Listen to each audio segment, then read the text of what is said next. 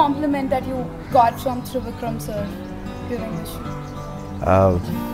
సినిమాలో ఒక షాట్ ఉంటుందండి. అంటే జగపతి బాబు గారు అలా పట్టుకొని మండు వేసింగ్ ఎట్లా ఉంటుందో తెలుసా అని ఒక డైలాగ్ ఉంటుంది. అంటే కొడుకు చెప్తున్నాడు అనమాట, ఆయన కోపం, ఆయన రివెంజ్ ఎంత ఉందనేసి, నువ్వేంట్రా ఏం చేయలేకపోయావు అనేసి. ఆ టైంలో జగపతి బాబు గారు వచ్చి ఇలా ఇలా పట్టుకొని అలా అన్నప్పుడు నాది ఒక 2 క్లోజ్ షాట్స్ పెట్టారు త్రివిక్రమ్ గారు. ఏ Naveen when he likes this అంటే అలా ఇలా మాట్లాడతా, ఏ నవీన్ గుడ్ వన్ అన్నారు. అక్కడ చాలా హ్యాపీగా అనిపించింది. సడన్గా పిఎస్ వినోద్ గారు ఆయన మాట్లాడడమే తక్కువ, మాట్లాడితే త్రివిక్రమ్ గారితో లేకపోతే అక్కడ కొందరితో maximum work. Good shot Naveen అన్న, చాలు ఇంకా చాలు, okay this will be my best compliment for ever అనుకుని I was very happy.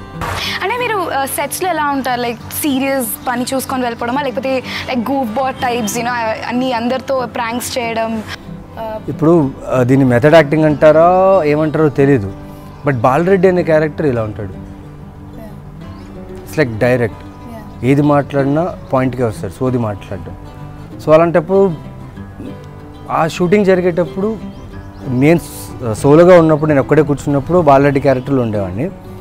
But ఎప్పుడైతే త్రివిక్రమ్ గారి దగ్గర కొంచెం బాగా క్లోజ్ అయ్యాను, అంటే ఆయన నన్ను దగ్గర తీసుకోవడం స్టార్ట్ చేశారు, అప్పుడు ఆ క్యారెక్టర్ మీద స్ట్రెస్ ప్రెషర్ వదిలేశాను, ఆటోమేటిక్గా ఆ క్యారెక్టర్ వెళ్ళిపోయాను. అండ్ ఐ టెల్ యూ అండి, త్రివిక్రమ్ గారు యాక్టర్స్కి ఇచ్చే ఒక లవ్, ఒక ప్యాంపరింగ్, ఒక స్పేస్ ఐ థింక్ నేను ఇప్పుడు దాకా చూడలేదు ఎవరి దగ్గర.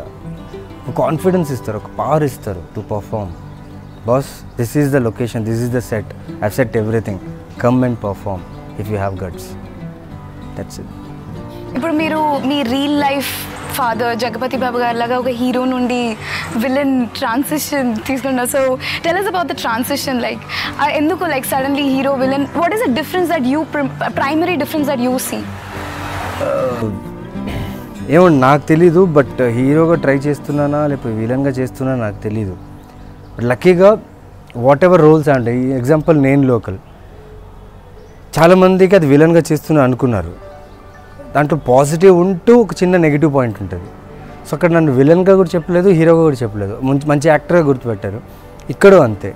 ఇప్పుడు మీరు చూస్తే బాలరెడ్డి క్యారెక్టర్ మీకు లుక్ వైజ్ చాలా స్ట్రాంగ్గా విలనిక్ లుక్ ఉంటుంది, కానీ somewhere there is innocence in that characters. గుడ్డి నమ్మకం, తెలీదు, అక్కడ పుట్టి పెరిగాడు, వాడికి నాన్న, వాడి ప్రపంచం, వాళ్ళ పవరు, వాళ్ళ వెంజెన్స్ ఇంపార్టెంట్ వాళ్ళకి. సో అలాంటి క్యారెక్టర్స్ రావడం అదృష్టం. అంటే దొరికిన కొంచెం స్పేస్లో కూడా పర్ఫామ్ చేయడానికి ఒక స్కోప్ ఉన్న క్యారెక్టర్.